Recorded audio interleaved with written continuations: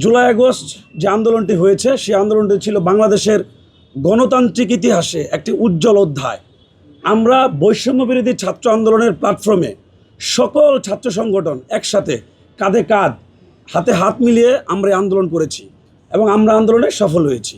সফল হওয়ার সাথে সাথে কি দেখলাম, সবচেয়ে বেশি বৈষম্য হয়েছে বেসরকারি বিশ্ববিদ্যালয়ের সাধারণ শিক্ষার্থীদের সাথে।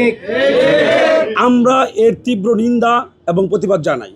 আমরা এই অন্তর্বর্তীকালীন সরকারকে মনে করিয়ে দিতে চাই, আওয়ামী ফ্যাসিবাদ আমলে যে কয়টি আন্দোলনের সফল হয়েছে সে প্রত্যেকটি আন্দোলন ছিল বেসরকারি বিশ্ববিদ্যালয়ের সাধারণ শিক্ষার্থীদের। 2011 সালে ভ্যাট বিরোধী আন্দোলন, 2015 সালে ভ্যাট বিরোধী আন্দোলন, 2018 সালে নিরাপদ সড়ক চাই আন্দোলন, 2024 সালে সর্বোচ্চ পর্যায়ের স্বৈরাচারী ফেরাউন লেডি খ্যাত শেখ হাসিনার বিরুদ্ধে যে আন্দোলন, যেটা কেউ কখনো কল্পনা করেনি এই ফ্যাসিবাদের পতন ঘটবে, সেই ফ্যাসিবাদের পতন বেসরকারি বিশ্ববিদ্যালয়ের সাধারণ শিক্ষার্থীরা সকল ছাত্র সংগঠন মিলে ঐক্যবদ্ধভাবে সফল করেছে। প্রিয় সাংবাদিক এবং সাধারণ শিক্ষার্থী ভাই বোনেরা, আমরা এই আন্দোলনের পরবর্তীতে কি দেখতে পেলাম?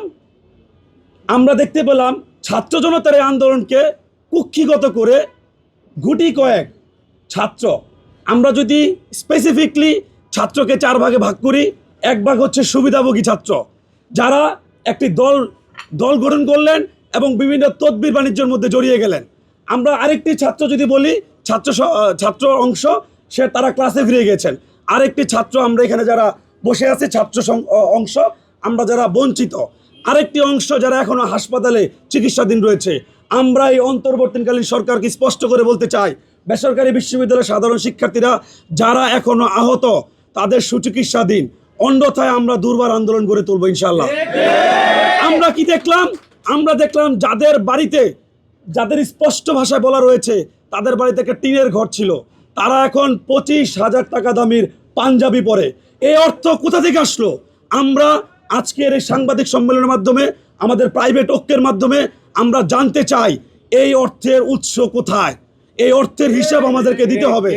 প্রিয় সাংবাদিক ভাই বোনেরা এবং প্রাণের শিক্ষার্থীবৃন্দরা, বাংলাদেশ জাতীয়তাবাদী ছাত্রদল বেসরকারি বিশ্ববিদ্যালয়ের প্রতিটি আন্দোলনে অংশগ্রহণ করেছে এবং আপনারা জানেন জুলাই আগস্ট বিপ্লবে বেসরকারি বিশ্ববিদ্যালয়ের ছাত্রদলের বেসরকারি বিশ্ববিদ্যালয়ের সাধারণ শিক্ষার্থীদের যে প্রায় 35 জন, সংখ্যাটা 2 প্লাস মাইনাস হতে পারে, সেই সংখ্যার ভিতরে প্রায় 7 জন বেসরকারি বিশ্ববিদ্যালয়ের ছাত্রদলের কর্মী শহীদ হয়েছেন।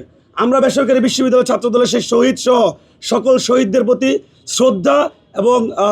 শ্রদ্ধা জানিয়ে আমরা স্পষ্ট করে বলতে চাই এই অন্তর্বর্তীকালীন সরকারকে, আমরা আমাদের অধিকার আদায়ের জন্য সকল ভাইয়েরা একসাথে হয়েছি।